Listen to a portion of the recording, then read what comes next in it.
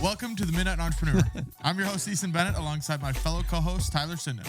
We are both entrepreneurs who are learning, growing, and building our own businesses. Our goal is to share experience and knowledge to help you grow and become a successful entrepreneur. Before we get started, if you have any questions or things you'd like us to cover, you can email us at themidnightentrepreneur@gmail.com, and we will talk about it right here on this very show. If you haven't already, share this podcast with a friend so Tyler can quit his job. I mean, we can do this full time. Strap in, Tyler. What is going on? Second intro of the show, but we are here. Not too much, Easton. Had a long ride today. We got our fantasy football draft going on. Things are going good. What about you? Long fantasy football draft, hour-long picks. I kind of like the long picks to be able to negotiate trades, whereas sometimes you're not really able to. If you only got 5 minutes on the clock, then I think there's way less trades. Exactly. Yeah, there's been quite a few big trades there, and I do like it, but at the same time, I don't. Riley and I have thrown around the idea. I've always wanted to do this, but like just get in everyone and be like, all right, we're going to Cancun and we're doing the draft there or something like that, and just having like a whole week to party or something, like maybe not party, but like do it there and just get everyone together, but get some team bonding, stuff like that. I think that would be pretty fun. Yeah. Then you could even start the draft in the morning and maybe each pick's a half hour where you could go into a different room and negotiate a trade. But back to the topic of business, though, because that is what we talk about here on the show. Glad things are going well. Tyler, what's going on in the last week since we've spoke? Yeah, my new role at work is taking up a lot of time, and that's kind of where we got the idea of this episode. It's just really time-consuming task, really tedious type of stuff where it's just like, do this, do that, do this, do this. And there might be ways to buy back the time where it's like being more efficient. And maybe like once I get better at the job, I'll be able to move faster at it. But where I'm currently at, it just feels like it takes so long to do everything. So it's just eating up a lot of my time, both at work and then also outside of work. So it's like, it's leaving me with not a lot of time in the day. Yeah, it's never ideal. It's not good when you get a task and then you realize you're like, okay, this is going to take forever. And then you also realize I have to do this a lot. This isn't just a one-time task. Is that kind of what you're feeling a little bit?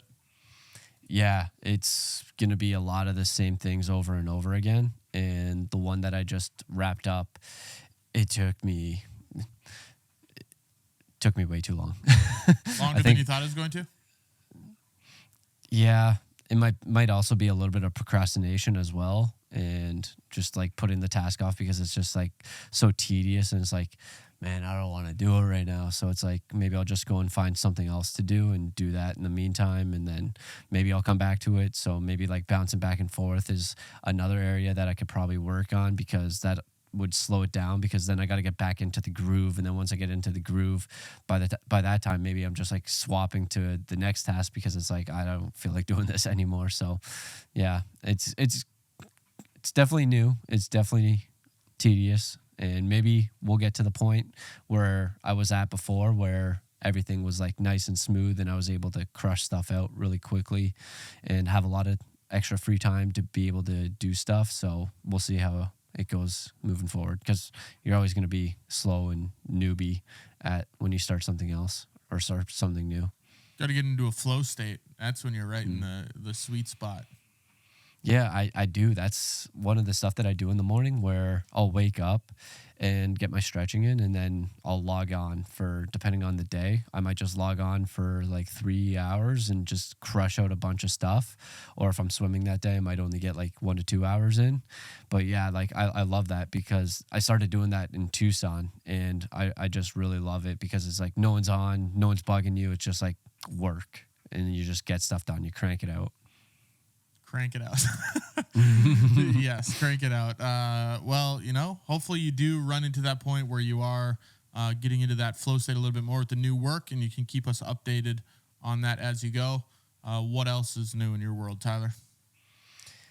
Yeah, this is also my first week at a high volume training, and that's also been a time suck for my Ironman training. So that's taken up a lot of my time here. What does high volume mean?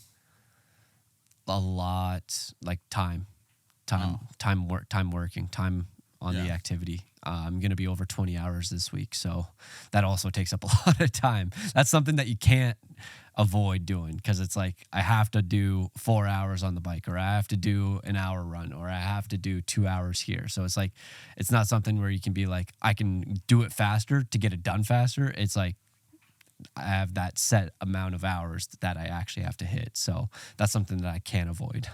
Have you, in your training plan, are you ever going to do multis where you are going from a run right to a bike with no break in between? Yeah, I did that today. I did a 4-hour bike ride, 4 hour, 5 minutes to be exact. And then I went, put my shorts on, and then put my shoes on, went into a 20-minute run. Gotcha. So I do a lot of that. But I don't know if it's supposed to be like that in the plan, but basically any day that I have a run and a bike, I try to do the run right off the bike. And I do that transition because like I really need to practice that, because I'm going to be doing 112 miles on the bike, and then I'm going to be going into doing 26-mile run. So it's like, get as much practice as I can. So it's like, I don't know if I'm supposed to be doing it that way, but that's how I'm taking it. 4-hour bike ride. So how many miles did you get today? Just under 85. Good Lord. It sucked. It was so long. It's just so long and boring. And that's kind of where my idea for this week's topic came in. But yeah, it's just so long. And like the worst part, it was a 40-mile loop. And I had to do that twice. So it's like, do it again, or do it and then do it again. And it's like seeing the exact same things over and over again. So it's like, that kind of got boring as well. Yeah, I can't imagine doing that, but better you than me. Glad to hear I'll do it for you. Yeah, do an extra mile for me next time. Appreciate that. Yeah. Send it on over. Next time. I'm glad things are going good. I know you got one more thing on your list here pertaining to the training. What else do you want to add? So I had a company reach out to me, and I didn't want to do anything like that I wasn't using or I hadn't used, just because maybe integrity or whatever it is. But a goggle company reached out to me, and I would say they're a direct competitor with one of the main ones that everyone uses. So I'm not sure how it is, but I got it right here. I got to film a review video of it. And the one crappy thing about it, I have to send it to them before I post it for their review. And I think they can make edits on it, but like that might lose like the integrity of it. So we'll see how that goes. I got the goggles. I'm going to try them out and do a little review video on that. So that's kind of cool. One step towards maybe getting an actual good sponsorship that I actually do want. What if they give you feedback and you're like, no? Yeah, I'm not sure.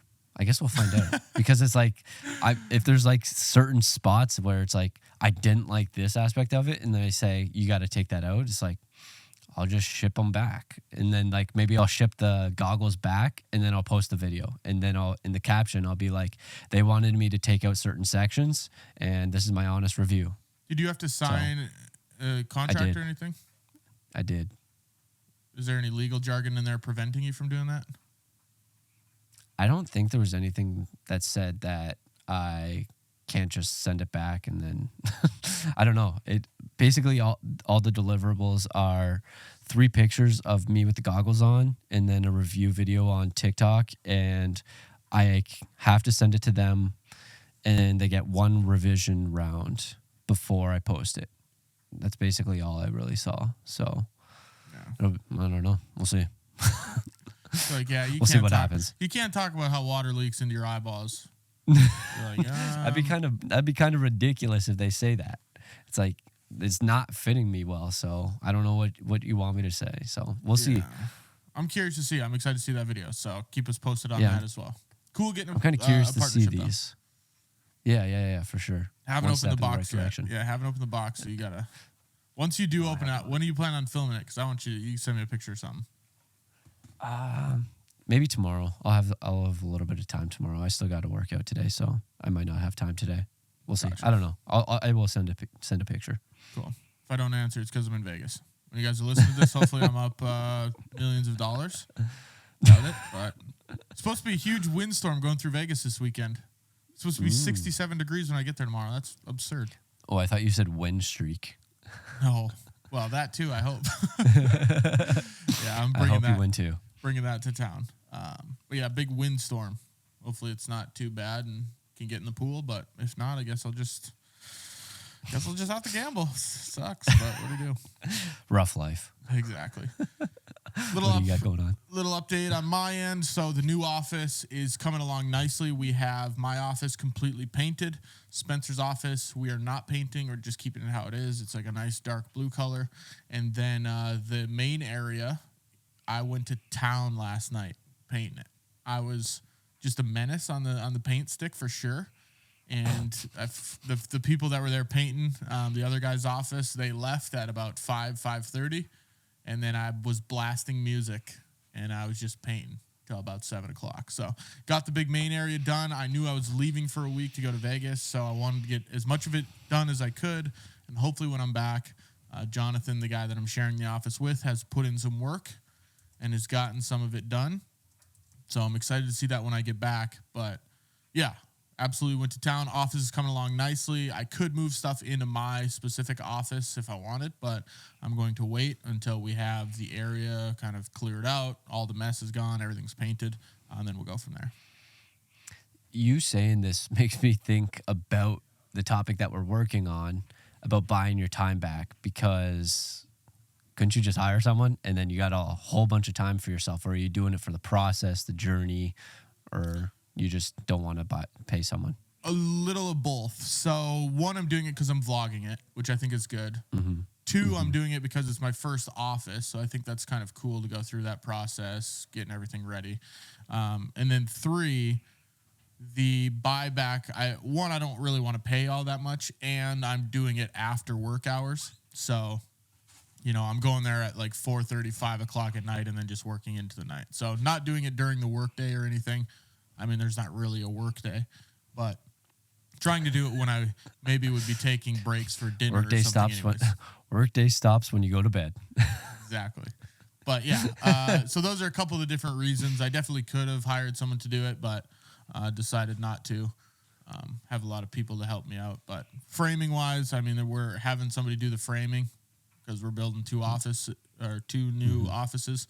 And we're not hiring somebody to do that, but there's somebody that is helping us do that. So that's kind of what I could have hired a painter, but I have just decided to help paint and also rig people into painting with me.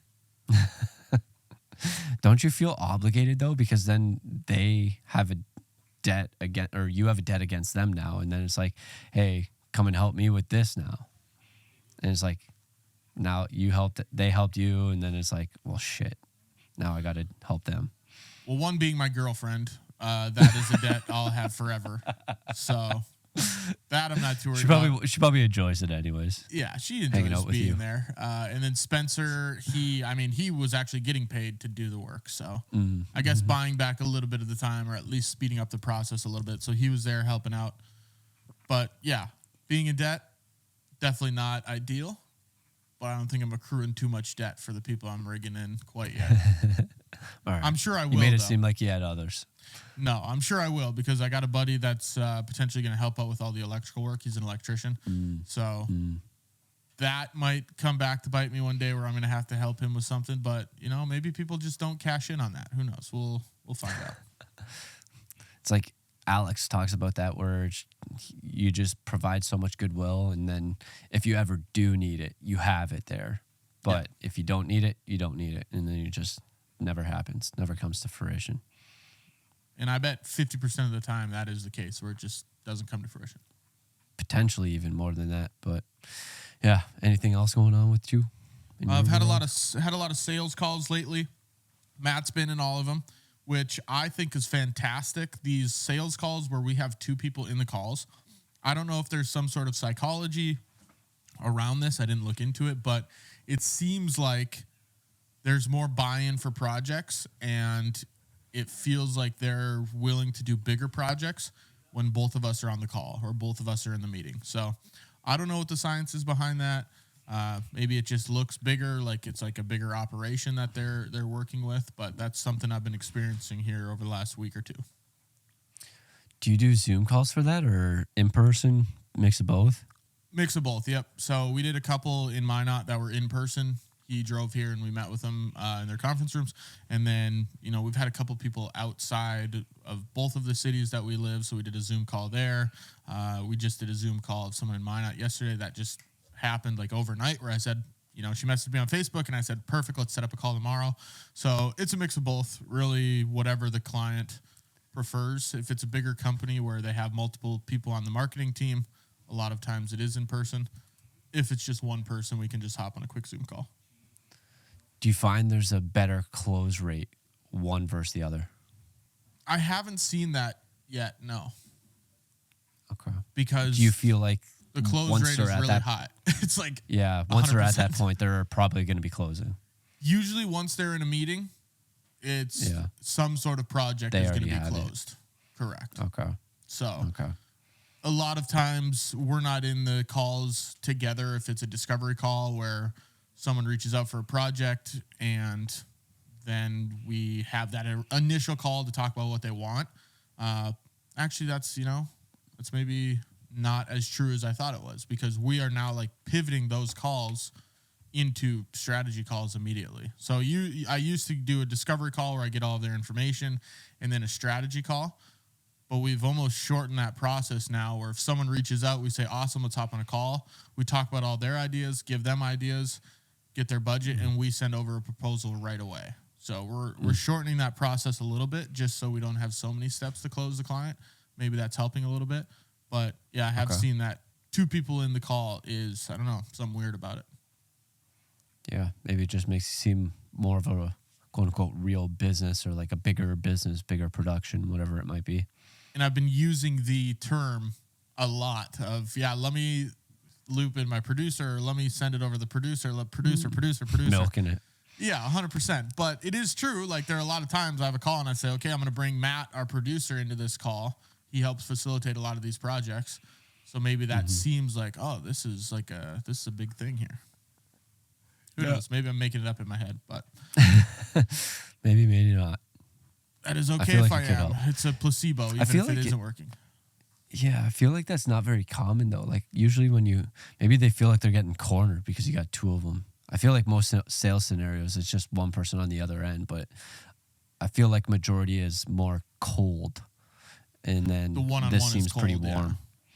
Yeah. And then, like, they're definitely a cold call where it's like, I have a friend or like this guy that I know from another guy that gave you his number. It's like, that's how I got your number. And it's like, oh, this is a warm lead. And it's like, no, that's pretty damn cold. It's not warm at all. Just because you have a paper trail on how you got their number doesn't make it warm. Yeah. I have also the other thing I wanted to talk about, geofencing. So Matt and I were having a conversation on like, what marketing can we do? And he said he'd like to hyper fixate on like, hey, here are these big clients that we can go after. So instead of just putting out a broad message of, oh, hire us, we can target, XYZ company in Grand Forks. So I'm looking into some geofencing stuff. Do you guys do any geofencing or no? I mean, we target specific cities, towns, zip codes. I mean, I don't know really what you mean by geofencing, but I don't know how you target a specific company, or if you just, this is our target company, we're going to talk directly to them, and other people are going to see it, but they're also going to see it. So I don't know exactly what you mean by this. Yeah, so the geofencing, and I don't know a ton about it, but I was looking at it here the past couple days. On Facebook, you can't really just target a specific company, right? But in your search, when you're putting a pin on the map, you're selecting a city or whatever it might be, you can put in an address. So if I put in, let's just say, the grocery store, if I put the grocery store's address into the Facebook ad, and then it puts a 10-mile radius around that, right? You can shrink that down to as small as a 1-mile radius. And then what you do after that is you put 4 pins on the outside of that 1-mile radius, make them also a 1-mile radius. So then those overlap, you turn those into excluding areas. So if they're in this area, don't send it to them. And then it makes literally like a fence around their building.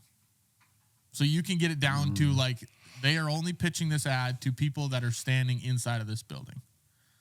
And it's crazy. I mean, there's not an actual way on Facebook where you say, geofence this building or whatever, you have to Yeah. do a little workaround. That's But interesting. you're excluding the areas. So if I was like, I want to target Hess, I'll put a pin on Hess, and then everywhere around Hess in a 1 mile radius, exclude all those areas. So anyone that works in that building, those are the only people getting those ads. That's how you hyperfixate on I like that. on one company, Because if I'm like, hey, I got to talk to the marketing people, I could say, hey, Melissa Johnson at Hess, and it's targeted directly to her. She's going to be like, how the hell is this in my inbox? I know a lot of people use it for events. So let's say there's a big trade show or something at a convention center. You can put a geofence around that big conference center, and then everybody that goes there for the trade show is getting your ad. So kind of I never cool. thought about doing those excluding areas. That's pretty interesting. I like that. Yeah, take That's that good. to your boss. That's good intel. There you go. Say, hey, we can hyperfixate on, Lynn Smith. I know his address. We can get to his living room every time he walks into the living room. So, yeah, it's kind of cool looking at doing that a little bit more. We'd obviously have to figure out the creative for that, but I thought it was something cool I stumbled across. Yeah. Well, you're going to have to update us later if you do end up going through with that. Yeah. Because that's pretty interesting strategy. You're going to be getting calls. Stop fucking running ads to our building. I'm like, hire me. Didn't work out as good as I thought. Yeah. We got to him, but we shouldn't have called them names in our ad. Hey, bitches. All right, cool. Let's get into this week's topic, Tyler. We're going to be talking about buying back your time. You mentioned it a little bit at the top. It is funny how the everything just connects together. So when we talk about... It's like looking for that red car. You see that red car all the time. Oh, gosh. When I must have been 16 or 17 years old, I wanted a Dodge Avenger for some reason. And I was like, I never see people Dodge Avengers. This car is sick. Find out it's kind of a girl car. But that's besides the point. And I was like, I want this Dodge Avenger. And then I started, when I was driving around, Dodge Avengers everywhere. I was like, this is crazy. I didn't realize there were so many until I started looking for them. So that is a real theory that happens. Mm-hmm. That's similar to like manifestation and all that stuff, where it's like if you start hyperfixating on something that you want to see or something that you want to have, you're going to start seeing opportunities for that specific thing. So I think manifestation, I don't do it much, but I feel like I need to start doing it a little bit more. I do like the mindset theory or philosophy or whatever of whatever you think about is more of that is going to happen. So that's why I try not to think as many negative things as possible and think about winning streaks in Vegas, winning streaks in Vegas, winning streaks in Vegas. It's just been on my mind for last month. Okay, so getting back on topic here, buying back your time, Tyler. What do we mean by buying back your time? What does that mean? Outsourcing. Basically, if you have a task, looking to pawn it off to someone else, I guess you could say. Looking for somewhere where you're able to free up your time because your time is very valuable, and going to basically try and being willing to pay for your time from someone to someone else. So it's like maybe you have a task or a responsibility, you go to someone else and you pay them to do it, and then that frees up your time. So you're paying someone for your time back to you. I think it boils down to two main things: outsourcing, the one you mentioned for sure, and then automating. Because there are definitely, in a big caveat of this whole thing, is that you should be paying money for something, whether it's an outsource, whether it's a software that frees up a ton of your time, whatever it is.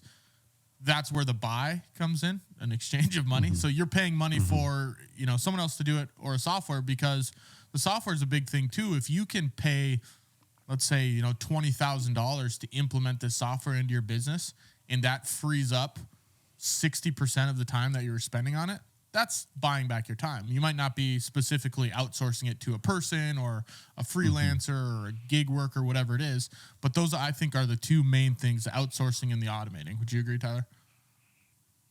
Yeah, I don't. So the quotes that I was reading, like why I interrupted you at the start, it just made me think like there's other opportunities that we might not think about that can free up your time. So there's also a book out there called Buy Back Your Time. I'm going to figure out the offer Buy Back Your Time. And that is by Dan Martell. I haven't read it yet, but there is a book on that. And I'm assuming it's pretty good. I hear a lot of good things about the book. So I just think there's a lot of opportunities that come from that. And that's very similar to like what we're doing at work. And that's like at my job.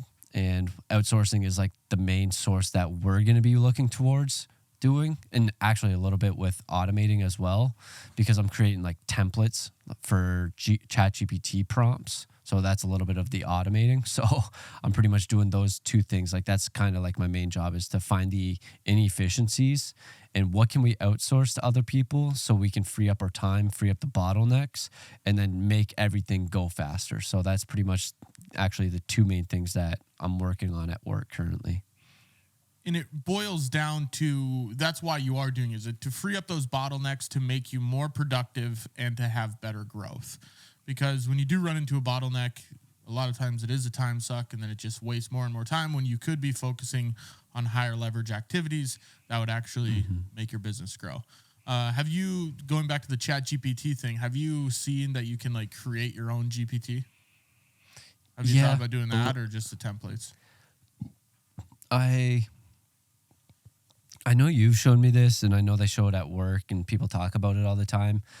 I typically just start new chats, and then what I do with each chat, we have a intake form, a questionnaire that we have the client fill out, and I basically just copy and paste that whole questionnaire, and there's like maybe hundreds of questions on it, and I just copy and paste that whole thing into the chat, and then ChatGPT gets all that information from the intake form, and then I start asking it questions from that. So it's like, I need a website page, and we're working on the homepage. I need a header. I need a subheader. I need another H2, and then I need a paragraph, and then it just takes all the information that I just gave it. So I'm pretty sure like with the GPTs you're mentioning, it's just like creating someone, like you're a marketing manager, I want you to do this, correct? Mm-hmm. And you can use it for, and the reason you said that is templates. I thought you were just like in a Google Doc, like you have a template text, like here's the information for so-and-so, create this for me. Whereas you could you could just teach that to the GPT and then say, every time I come into this chat, I'm going to paste this, and here's exactly what you should do with that information. So then you don't have to go back to it. Yeah, the templates that I'm creating is for each individual page, and it's just all the information that I need on each individual page. So I don't have to keep retyping it out every single time, because I need a home page, I need an about page, I need a process page, I need individual service page, I need the services page, I need the contact page. So I just basically copy and paste the information from, say I need a home page, I copy and paste all the information that I got from there, put it into the ChatGPT after I've put all the intake form questionnaires into the new chat, and I just take that information and then it just spits it out for me. So instead of having to retype that every time, that's just basically what it is. I still think you might have some wiggle room to, it might take you a long time in the beginning to get it set up, but where you could you could train it to every single one of those. You copy and paste the whole intake form, and then all you have to do is copy, paste it into that certain chat GPT. You could call it Website Pro or whatever it is, and then it's going to spit out in sections exactly what you want, where you don't have to individually copy the header, individually copy the about us, individually copy the video, where it'll just auto-generate it based on the whole thing. But you'd have to go in there and obviously lay it out and be like, here's what the intake form looks like. This section right here, this is the information we use for the homepage. This section here, this is the information we use for the about page. Something to look at. But okay. Yeah, I'll keep that in mind. Moving back into what we were talking about, one of the big things we were talking about before the show, Tyler and I, is there's a reason that a lot of CEOs and C-level executives have assistants. It would be a huge time suck and a huge waste of time if you saw some of the biggest CEOs and the biggest people running businesses scheduling their own calls or sifting through a lot of emails or having meaningless tasks on their calendar. That's what that executive assistant is for. So that is just a perfect example of buying back your time, paying this one assistant to do all of that work so you can focus on, finding investors or growing the company or whatever it might be, innovating new products, whatever that looks like. That is probably my favorite example of the buying back your time. pretty simple terms for people to understand. Right. We just hired an executive assistant at our business for, I think she's been there about a year now. And she does a lot of that stuff where it's like going through the email, scheduling stuff out. And I've heard Ed talk about it where like that executive assistant is got to be like your number one supporter because she is going to be doing all that information for you. And they basically got to be trying to, they do so much. Like it's crazy how much like an executive assistant does where like they might get you gigs. They might get you gigs speaking. They might get you on different podcasts. It's not just like doing the tedious type of tasks, like cleaning out your emails, sifting through that stuff. And maybe it's like, I don't think it would be like Slacks, but just trying to free up your time as much as possible. They do a lot of the other stuff too. Remembering your wife's birthday or remembering you gotta get flowers today. Yeah, it is all the way down to those little things, remembering, hey, you need to get an oil change, or hey, I got someone to go take your car for an oil change, whatever it is. So you don't have to do that. That's even a time suck. One of my biggest time sucks or bottlenecks or whatever you want to call it that I solved, maybe is not intentionally, but hiring an accountant. Once I hired an accountant to do all of my business stuff, the amount of time I got back was, huge. I don't have to go through all my expenses. I don't have to go through all my revenue. I still track it a little bit here and there, but just to make it easier for the accountant. But the time I'm putting into it is way, way, way less than it was when I started my business. Do you not do any of that stuff? Not really, no. I mean, I just give him reports at the end. So the software I have obviously tracks all the invoices that come in and everything. And then once a month, I'll go through my expenses and anything that's not questionable, but anything that needs some clarification for him. One of the big ones. He just does it all. Well, yeah, one of the big ones is meals. So, meal. If I'm in Bismarck or I'm out of town, okay, it's like, what's this meal for? Was this just you? Were you with a client? Just putting notes in there like, hey, I was at dinner with this client, or hey, I went to the gas station when I was traveling to Dickinson for work. Whatever it is, those are the questionable ones. Those are the questionable ones where you put it in there and say what it's for, but. Majority of the time, he can go through those expenses, and they have memos on there. Like if he's on Stripe.com, he can see, okay, that's payment software. Or, VidLead. Okay, he understands that's a software, so he'll put it in this expense column, whatever it is. So, yeah, hiring that accountant, he has freed up a ton of my time as far as that goes, especially with the tax end, with the payroll stuff. That's been that's the biggest one I've seen where I've really bought back my time. Obviously, I'm moving now into hiring an editor, which is going to buy back a lot more of my time. But it is cool when you start to see the values of it. Yeah, I actually just did that last month, so it's getting me to think. Like it maybe took me like no more than 30 minutes, but I just went back through April, listed out all my expenses, and kind of jotted it down in my sheet that I use, and maybe took me about 30 minutes, but yeah, that's pretty interesting. So like they just got access to everything for you, and then they just go in and do it themselves. The difference between you and me, I think my transactions, there's a lot more for the business. Where I'm hiring freelancers, all the software I'm using, the travel, the gear, everything. Yeah. Whereas you're kind of, 10 transactions a month. Yeah, it's pretty minimal. So yeah, he has access to all of my business bank accounts. I just send him my credit card statements, all of that, and he goes through and rips through it. And obviously, it is an expense. I think I probably paid $2,000 to $3,000 this year for the full year.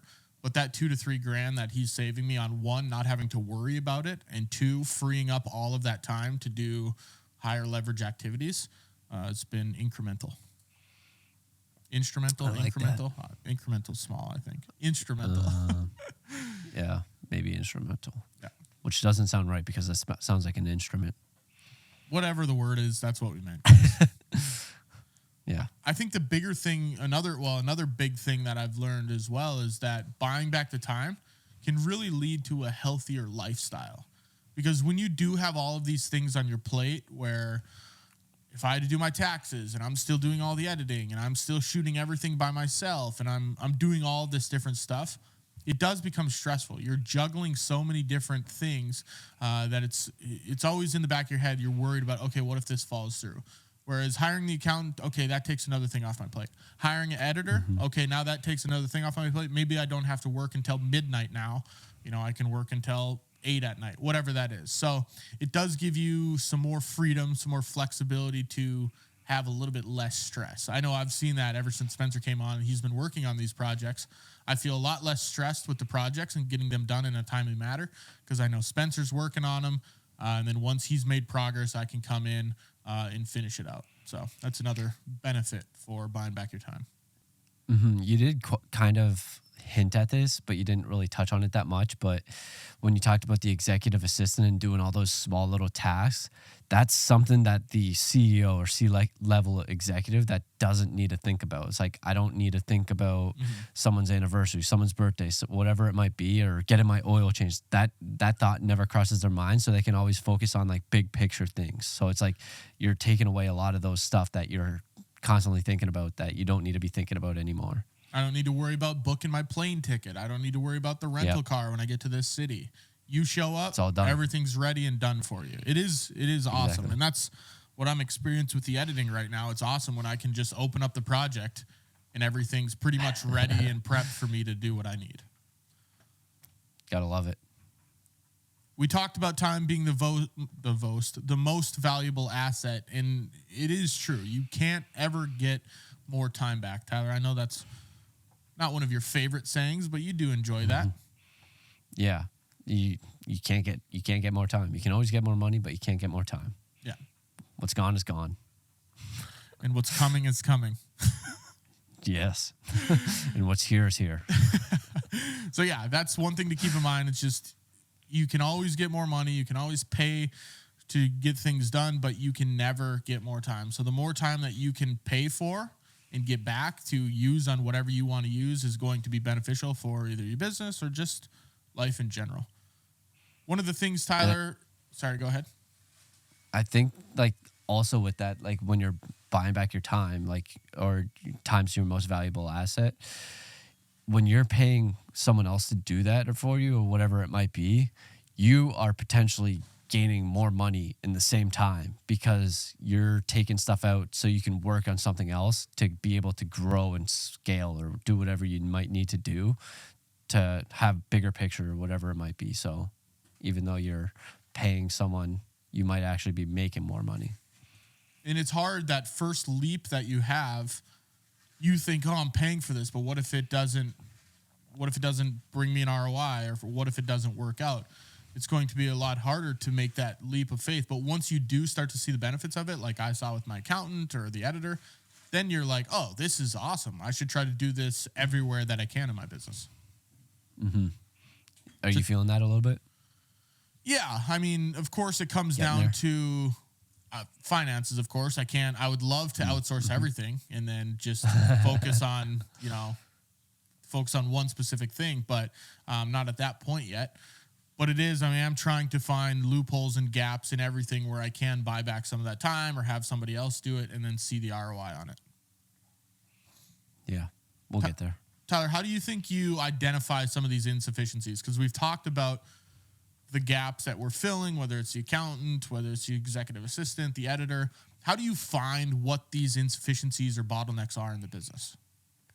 So this is something that I'm basically working on right now at work, is trying to just see what I'm doing and then somewhat auditing it and being like, where can I improve this? Where can I make it more efficient? How can I maybe outsource this? Is this something that's really time consuming that we could pay someone, say $50 to do for us, and it saves us 2 hours or whatever it might be. So then that 2 hours I'm able to allocate somewhere else. So it's just basically trying to look for the inefficiencies, and the inefficiencies are just like those time sucks, whatever is basically taking up a lot of your time. Do you have anything else that you would say?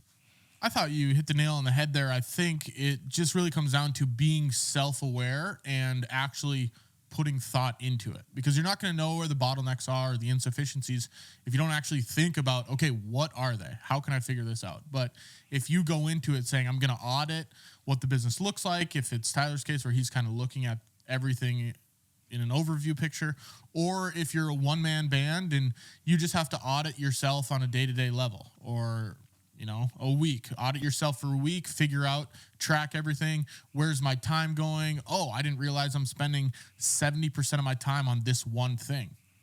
Is that normal? Should I be spending 70% of my time on that? If 70% of your time is on sales and it's bringing in money, then awesome. That's totally okay. But if 70% of the time is on, doing a meaningless task, if you're spending 70% of the time on emails, okay, now maybe you need to figure out how you can fix that insufficiency. But before you get to the point of fixing it out or to fixing it, you need to figure out what it actually is that needs to be fixed. Mm-hmm. Yeah. And it's funny because I track everything on my calendar, that, where I should go back and look and actually see, okay, what am I actually spending time on here? Is there a way to look at your Google Calendar and see like where you have the most time allocated to everything? So does it break it out into like a pie chart or something like that? There is something on there. I can't remember how it got there. It was on the side column, and I couldn't remember if it was like a plugin or I don't know. It popped up one day, and I can't get it back. I'm looking at it right now. Oh, maybe it's right here, Time Insights. So, yeah, there is on Google Calendar. You can look at your Time Insights. But the problem is it's not – I wish it was more in-depth. So right now I can see default 15 and a half hours.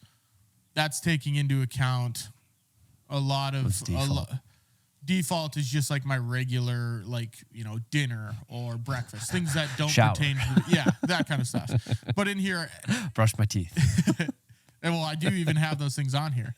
I guess I maybe should look at this. I know you do. This is pretty cool. Client meetings, 2.5 hours. Default 4.5 hours. Is that by week or is that? This is by just month? This last week. So 1 hour on a client shoot. I wish it broke it down to everything because right now it has shoots, meetings, and internal shoots. Well, break it down into editing, break it down into desk work, break it down into all of the. Because right now I have 1, 2, 3, 4, 5, like 10 or 11 calendars. Just to color code everything on there to be like, okay, dark red, that is editing. Light red, that is shooting. So if it could break it down by all of that, that would be awesome. But right now it's only giving me 4. Maybe I can. I'm going to dig into this a little bit after this and see what I can do. Mm-hmm.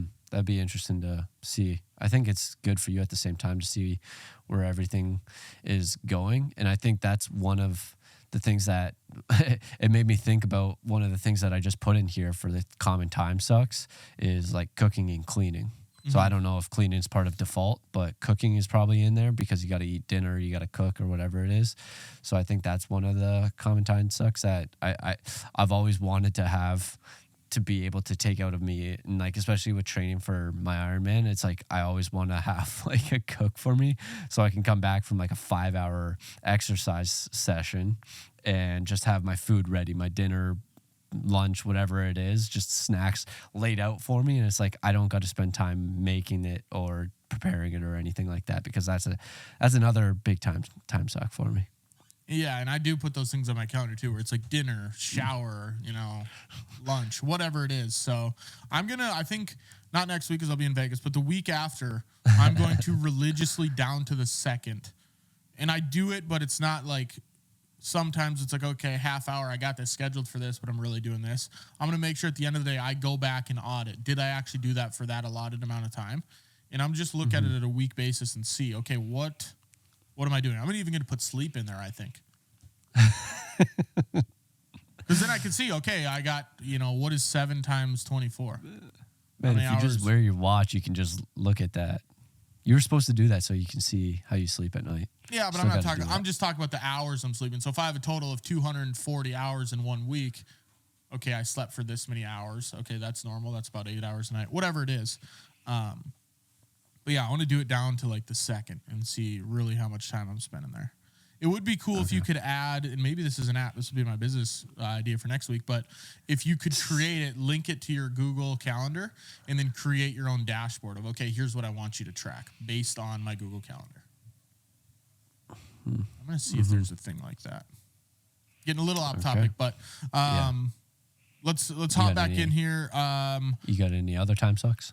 Time sucks. I think bad processes are a big time suck. If you have no idea what you're doing, like for a specific example, if we talk about like a client process, it's taken me a while, but I think at the point I'm at now, I have a specific process that every client goes through when they get onboarded onto Bennett Creative Media. And before I didn't have that, where it's kind of a crapshoot. I was doing this a little bit.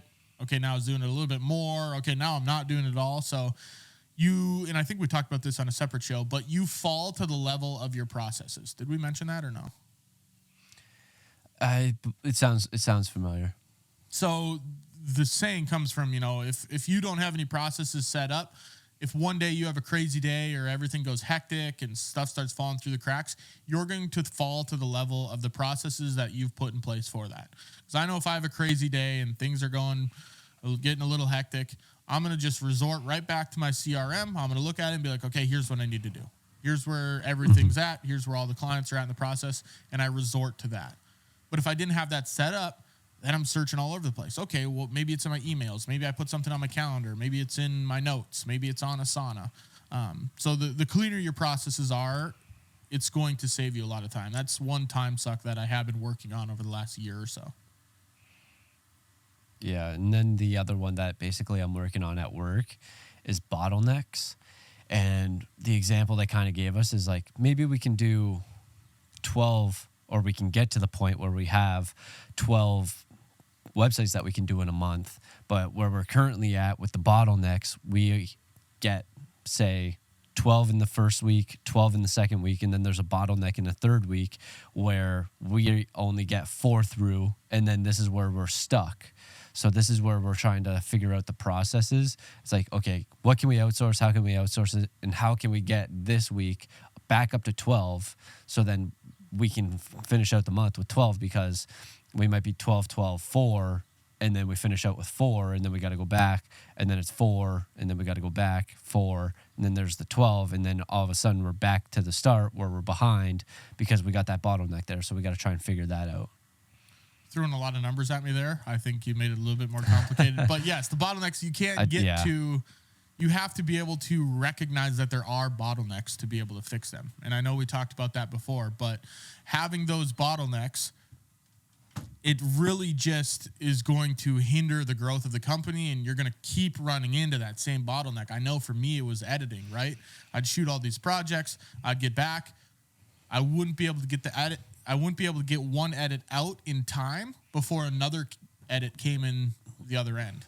So I'm adding another one to the list before one is going out. So then it just keeps piling up and keeps piling up and keeps piling up. Mm-hmm. And that's how you get behind. So auditing your business, like we mentioned earlier, that's going to allow you to see those bottlenecks and then act on them. Yeah, that's very, very similar to basically what I'm working on. So yeah, it's good stuff. You did a little point, take action. Up, down, around. Yeah, up, down, right, left, 1, 2. Another one thing that really bothers me when it comes to time sucks is useless tasks, useless meetings. God, I hate it so much. Like if I go into a meeting and we're in there and it's an hour long and it could have been a half hour, nothing drives me more insane than that. Yeah.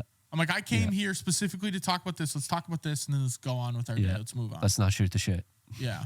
I don't want to hear a story about... I mean, it's good for relationship building about, how your kid went skiing or whatever. But we could talk about that for like 3, 4, or 5 minutes, right? We don't need to talk about that for a half hour about how you grew up in the Swiss Alps. I don't know. But yeah, that's one of the biggest things. I'm like, God, I hate this. Ed talks about that a little bit where he used to like always, I think he said he used to always do hour-long meetings. And then he switched it. And then he's like, let's do 30 minutes. And then he switched it. It's like, okay, this meeting's 17 minutes. And it's like the person on the other end knows there's only 17 minutes. It's like straight to the point, get it in, get it done. And there's no like fluff, no shooting the shit or anything like that. It's like, okay, we only have 17 minutes. We got to get it all in. Go straight to the point. There's a human theory or philosophy. I don't know what it's called, but humans are going to take what is given. So if you give someone an hour for a meeting, they're going to fill up that hour of time. If you give someone $1,000, they're going to spend that $1,000. So I'm sure you've heard that before, Tyler. I don't know if there's a specific name to it, but whatever is given, if you're going to allow it, that's our bodies are just naturally trained to do that. But if you take that hour meeting to, okay, it's a 30-minute meeting, well, we're going to get the same amount of information into that 30-minute meeting because we know we only have 30 minutes. That was one thing that happened at work because I think I'm like really good with everything and I'm efficient. And then there's a lot of other people that I was talking to the president. Everyone's like, oh, I'm stressed. Oh, I have too much work. And it's like, she basically said, if you give people tasks for the day and they have to work 8 hours, they're going to make those tasks take 8 hours long. It's like, exactly. you just spit on your floor. Yeah. I had a little pizza thing on my lip. Just, yeah. Yeah, so it's just basically if you have 3 tasks, you're going to make those 3 tasks take 8 hours. If you have 15 tasks and you're just going to make it take 8 hours, even like it might be the same, you might have those same 3 tasks and in those 15, but you have the extra 12 tasks that you have to get done. And then it's like, okay, I got to get shit done. So it's like you're not willing to procrastinate or multitask or do other stuff that's going to limit your ability to get it all done. Humans are inherently going to be procrastinators. So if you do give someone 3 tasks and they got 8 hours, well, I know they only take me a half hour each, so I'll see you in 5 hours. Or I'm going to do one now, really slow, maybe take my time, eat a bagel, whatever it is. But it'll get done. Just it's going to take me a little bit of time. Mm-hmm. Exactly. Tyler, anything else on the actual time sucks that you want to talk about, or I think we can move on to how to know what to outsource? Let's move on. Yeah. We got cooking and cleaning on there, but those are obvious time sucks. If you can get I already someone mentioned it too. Yeah, if you can get someone to cook for you, awesome. If you get someone to clean for you, even better. I've thought about having a maid come and just, even if it's once a week. Pay like $200 every week or two. But I'm OCD enough where my house is pretty clean as far as items. The only thing they would really come in for is like a deep clean, like dust or vacuum or wash the windows or something. But do I really need that done? I'm not trying to impress anyone. The dirtiness that you have in your house is the stuff that you can't see because you walk around in your house with your damn shoes on. Yeah. Well, can't see it or feel it because I got my Americans. shoes on. I'm just stomping on it. It's all right though. So maybe we could do a little bit of rapid fire here, Tyler. How to know what to outsource. I'll start us off. I think the one thing you should be looking at is focus on the weaknesses you have and then outsource those. Buy back time on those. If you're really not good at something, there's no reason to try to get good at it just for the sake of getting good at it. One thing that always stuck with me when I was watching all of Gary Vee's content is that he says double down on what you're good at and then forget about the stuff you're bad at. So if you're 100% good at video editing and 50% good at shooting, don't try to get that 50% good at shooting up to 100% with the editing. Just double down, get your editing to 200% and have someone else shoot. It makes more sense to just double down on your strengths and then find someone else to do your weaknesses rather than, I got to get good at this for what? What's the reasoning of that? So I think that's one place is, focus on those weaknesses, get rid of those. Right. Yeah. And then one thing that basically I'm working on is tedious or time suck tasks where you're just doing the same thing extremely, maybe like, is menial the right word? Yep. Menial tasks are small and yeah, where you're able to basically outsource this to like it could be anyone, where it's like all you got to do is title this photo in an appropriate manner and then resize it and then upload it, and that might take me 2 hours, but like we could pay $20 to someone else to do it for $10 an hour, and then I got that extra 2 hours to do whatever else high priority type of task. So those tedious types of tasks are good ones to get out there. Anything that takes up a lot of your time. That was going to be my next one. If something's taking up a lot of your time, that doesn't necessarily mean to buy back that time, but audit it. Is that time spent that you're spending, is it spent well? Like we talked about earlier, if you're spending a lot of your time on sales, but that sales is kicking in revenue, don't change a thing. Maybe you double down more, spend more time on sales. But if it is something that's taking a lot of time, it's not really that high leverage, that's a task you need to shift. And you mentioned high leverage activities, Tyler. I think if you can get everyone on the team, all of the players in the business, to be focusing on what they are really good at, that's when you start to have that machine running. The gears are churning. Yeah. It is hard to get to that point. It's hard to get to, Tyler, you're really good at, consulting, so you're going to consult, or, this person's really good at resizing photos, so that's all they're going to do. But once you do get to that point, I think the goal is to always get everyone working on the team. What's your highest leverage activity? Okay, it's this. Awesome. We're going to get you to the point where that's all you're doing. We're doubling down on just that, and we'll outsource everything else. Mm-hmm. Do you have anything else for outsourcing? I don't think so. I think Okay. we've talked about it pretty well. I think hopefully we've covered enough, and hopefully some people have some ideas on how maybe they can buy back some of their own time. I know you got one more thing on here, Tyler. You want to mention that?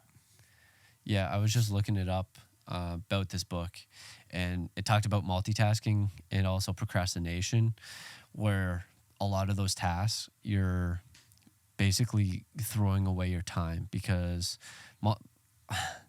I've always thought I could multitask, but you lose your focus whenever you're doing it. And like I said earlier, when you go from one task to the other task, you're losing your train of thought, and then you got to regain your train of thought over here. And then when you start working, and then you multitask, go back over here, you lose your train of thought, and then you got to regain it.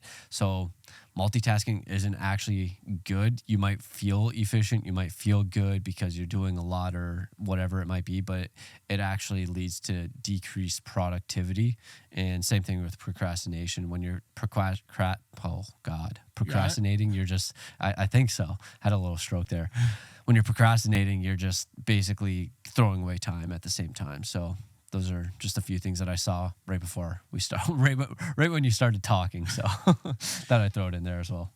That's the worst, is when people are like, I'm such a good multitasker. I'm like, nobody's good at multitasking. If you really want to get something done, focus on that one thing, and you can crank that out in probably half the time you were if you're going to multitask. So I hate when it's like, oh, I'm just multitasking. No, you're not. You're half present. Yeah. It sucks. Can't talk to you. You're not getting this done. So cut multitasking out of your repertoire. There you go. Tyler, let's move to this week's business idea. You were on the idea hot seat this week. What do you got for us? I'm technically not, but I came up with this idea while I was biking because it was so long I got and one. so Do you want me to boring. go? No, or do you want me to go next week? You can go next week. You can save it. Yeah, so when I was biking, because it was just so long and boring, and I was just like, if there was a way to have these wireless, like basically AirPods, where it blocks out the wind, and then I'd be able to talk to someone on the phone. And just maybe like have like a little stand thing, like so like when I'm on the arrow position, I'm like leaning over, and then there's like a stand that can like face straight up, and then I can have my AirPods in while I'm going, and then I can talk to someone at the same time, and it's not picking up any of the wind, because there's a lot of wind out there when you're biking. So there's like this windproof mic, because even like when you're going for a walk, I feel like if it's a windy day, you're going to be picking up a lot of wind. So even if you have AirPod Maxes or no? Oh, yeah. I feel like it picks up so much wind. I don't bike at high speeds very often. So yeah. Not entirely sure. I mean, I average 20 miles per hour. But even like when your bike, like say I'm going slower, there still could be wind out there, and it's like massive gusts. So it's like your wind or your speed plus the wind. So it could be like a 20 mile an hour wind, and you're going 15 miles this way, so then it's like you're clashing at 20 miles plus 15 miles, and then it's just nasty wind. Do you think this would be Ironman specific, like an Ironman product? Because I'm thinking if I wore these outside while biking, this obviously wouldn't fit over a helmet. But if I wore these, I probably wouldn't wear a helmet if I'm just going on a regular bike ride. So what do you think? I think it would have to be something like what the AirPods are, where you can, it's just really small and simple. Or even, have you seen the other ones? I think they're more so for like biker and runner safety, where it's not like actually in your ear, and it just kind of like sits there, you know, where it kind of like starts there, and then it just like goes back. Oh yeah. Yeah, I've seen so those. it's not actually in your ear, and I think it's just like a Bose surround sounder type of thing. Maybe there could be like two like cups. Yeah. Blocking just the massive wind cups from your ears. Yeah. Yeah. And then maybe somehow there's like a way that it's not blocking your voice. Yeah. Pretty niche product, but I think it'd be good. Some complicated stuff. I think by next week you're gonna love. But yeah, we'll save that for next week. It'd be a little bit of a teaser. A little teaser there. All right, Tyler. Anything else for what is that called? Trailer? What's that called in? Oh, cliffhangers. Cliffhanger, Yeah, baby. Cliffhanger for next week. Exactly. Tyler, anything else you want to tell the people? That is everything. The people. Buy back your time. Sick. Everyone, wish me luck in Vegas. When you're listening to this, send me a message, ask how I'm doing, and I'll tell you. That's episode 87 of The Midnight Entrepreneur. If you have any questions you'd like us to cover or answer, email us at themidnightentrepreneur@gmail.com. If you found value in this content or found this entertaining, share this with a friend or post it on your story. And if you really enjoyed the show, we'd love a rating and a review wherever you're listening. And if you want to Venmo me $25, I'll put it on black or red for you.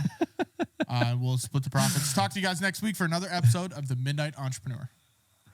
Procrastination is the thief of time. By tackling tasks head on and avoiding unnecessary delays, we reclaim precious hours in our day. Dan Martell.